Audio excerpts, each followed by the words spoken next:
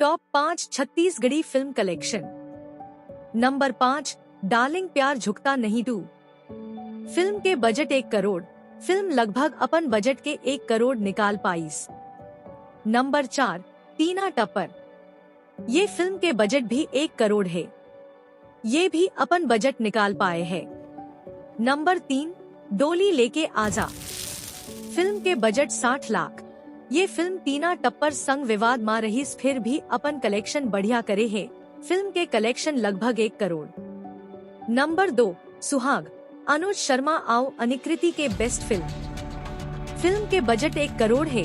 आओ कलेक्शन लगभग 2 करोड़ रुपया के आसपास है। फिल्म ब्लॉकबस्टर साबित हुई रही।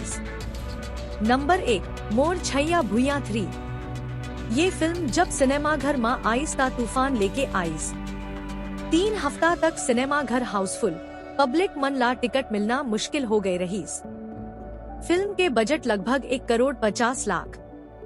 टोटल कलेक्शन 13 करोड़ से भी ऊपर। Film super duper hit. अभी हाल ही में एक आउ फिल्म आए रही में राजा तय मोर रानी, ये भी ठीक ठाक कलेक्शन करे है। संगवारी मन चैनल ला सब्सक्राइब करे बर झन भूल हो।